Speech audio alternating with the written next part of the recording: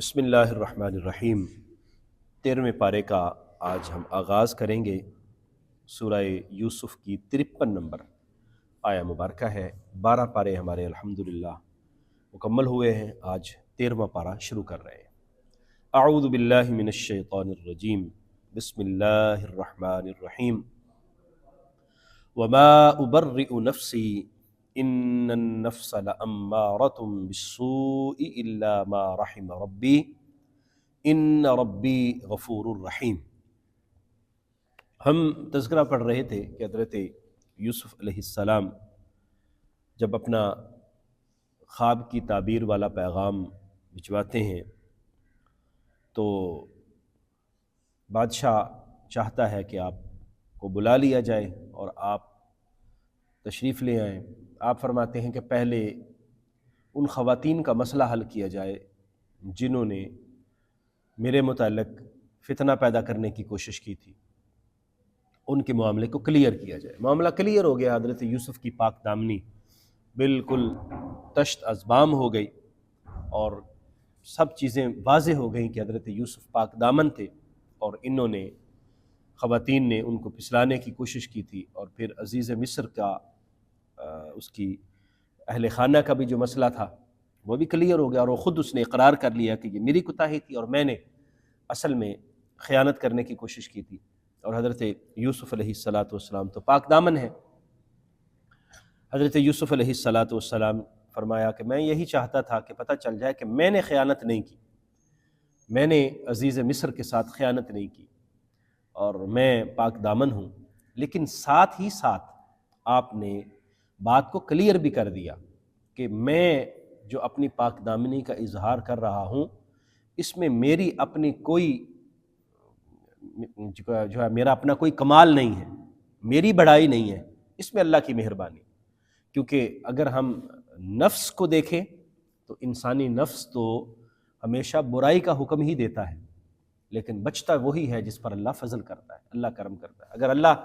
اپنا فضل و کرم شامل حال نہ کرے اور شیطان جو ہے اس کے رحم و کرم پر آدمی ہو تو پھر تو ہمیشہ گناہ ہی کرتا رہے گا۔ لیکن وہ چونکہ نبی ہیں اور نبی سے ایسا ممکن تو نہیں ہے، لیکن اس کے باوجود انبیاء کرام عاجزی اور ان کی ساری،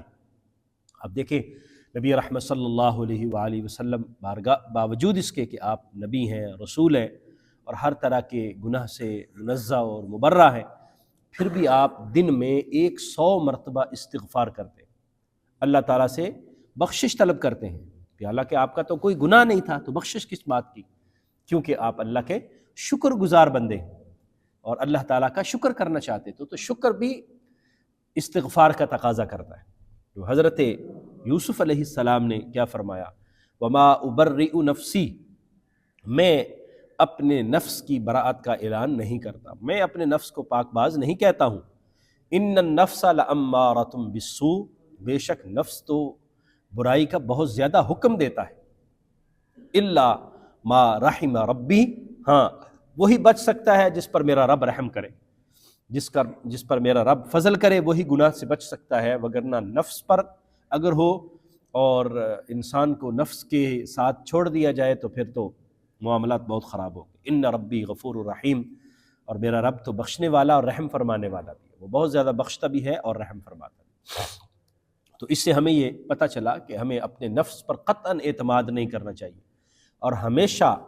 اس کی چال بازیوں سے بچنے کی کوشش کرتے رہنا چاہیے اور اپنے معاملات کو اللہ کے سپرد کرنا چاہیے اور اللہ سے توفیق عمل صالح بھی طلب کرتے رہنا چاہیے اور اس مالک کی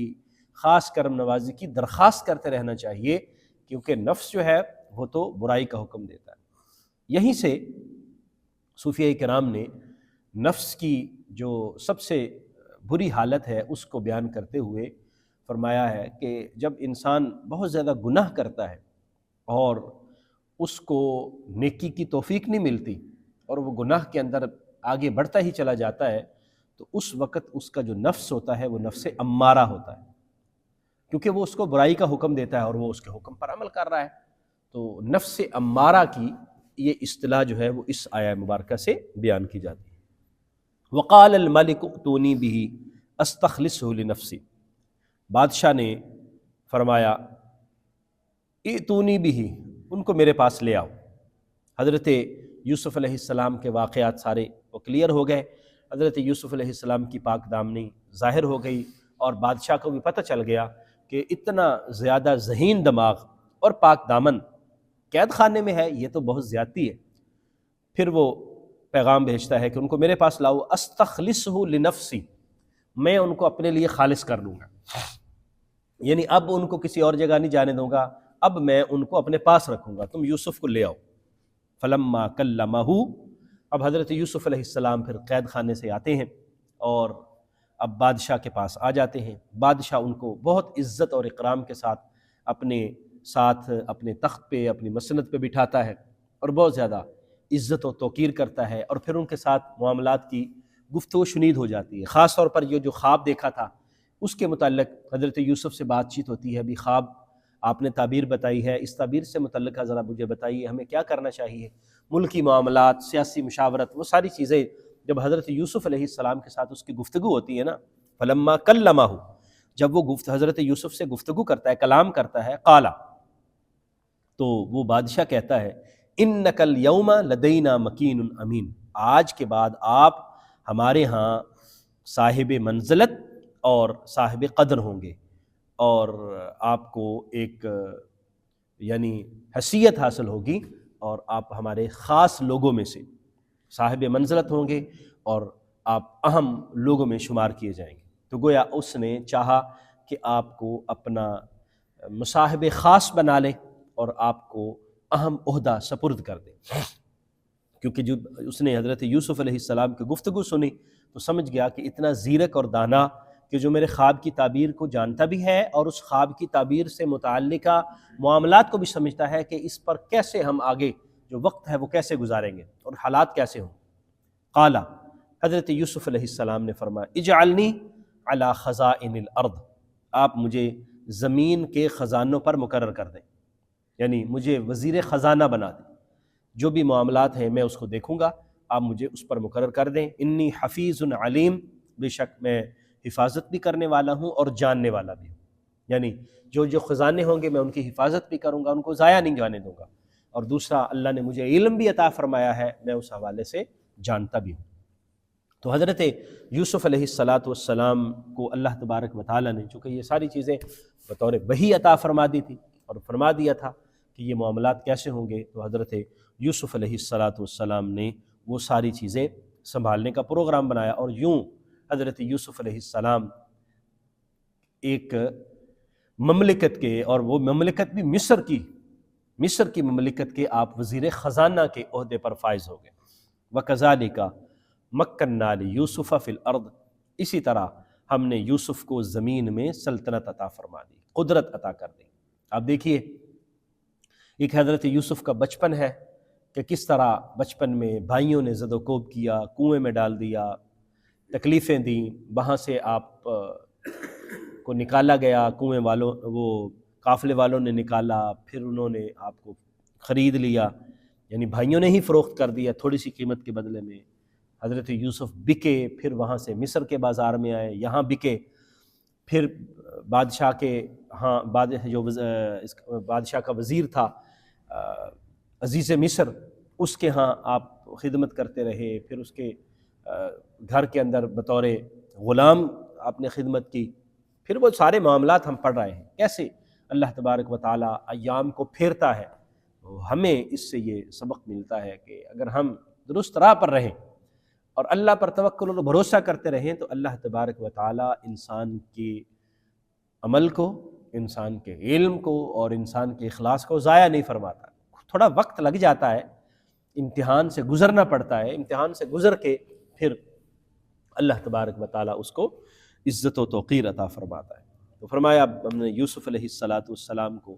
یہ سلطنت کا ایک اہم عہدہ عطا فرما دیا، یتبوأ منها حیث یشاء، اور وہ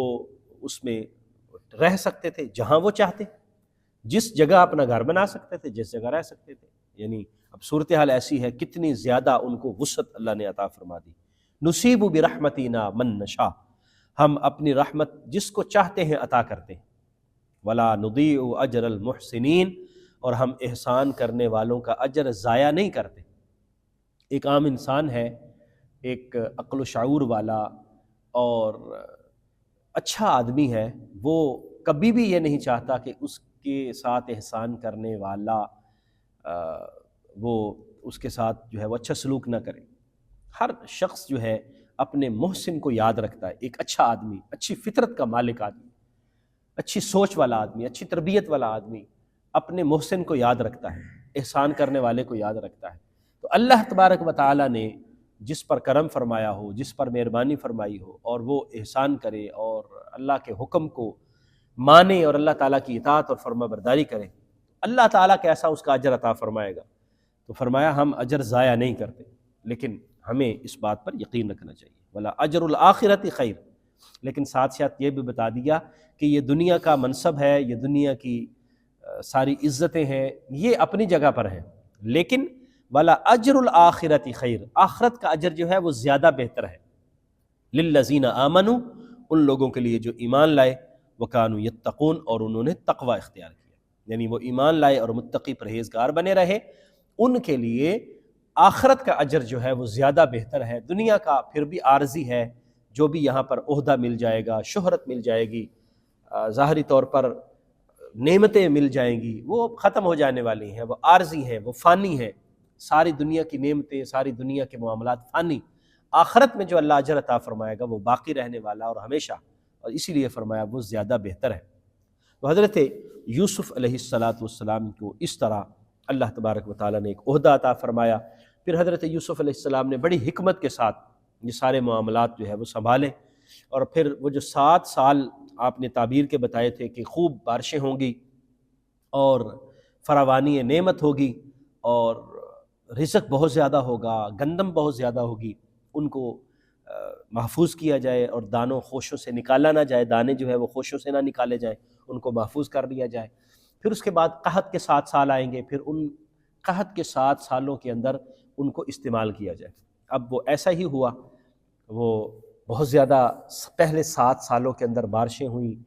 بہت زیادہ رزق کی فراوانی ہو گئی۔ حضرت یوسف نے اپنی حکمت کے ساتھ وہ ساری چیزیں جو ہے وہ سنبھالیں، اور جتنی ضرورت تھی اتنی لوگوں نے استعمال کی، اور پھر قحط شروع ہو جاتا ہے۔ قحط جب شروع ہوتا ہے تو اب ظاہر بات ہے، تو مصر کے لوگوں نے تو اپنا اہتمام کر لیا تھا، حضرت یوسف علیہ السلام نے اس کی اپنے پیش بندی کر لی تھی، لیکن جو ارد گرد کے علاقے تھے وہاں مسائل پیدا ہوئے، اور ظاہر بات ہے ان لوگوں کو اس کا آئیڈیا نہیں تھا کہ کیا کرنا ہے۔ جب وہاں قحط پڑا اور ان کو ضرورت محسوس ہوئی تو اطلاع پہنچی کہ مصر نے تو یہ ساری تیاری پہلے سے کی ہوئی تھی، اور انہوں نے اپنا بندوبست کیا ہوا تھا، کیوں نہ وہاں سے گندم کو حاصل کیا جائے۔ اس طرح حضرت یوسف علیہ السلام کے اہل خانہ، آپ کے بھائی بھی مصر آ گئے، اور ان کو گندم چاہیے تھی، وہ گندم لینے کے لیے آپ کی دربار میں پہنچے۔ اگلی آیات مبارکہ میں انشاءاللہ ہم اس کو دیکھیں گے کہ کیسے اللہ تبارک و تعالیٰ کسی کو عزت عطا فرماتا ہے، اور عزت وہی ہے جو اللہ تبارک و تعالیٰ عطا فرماتا ہے۔ اللہ ہمیں سمجھنے کی توفیق عطا فرمائے، آمین۔ وآخر دعوایا ان الحمد للہ رب العالمین۔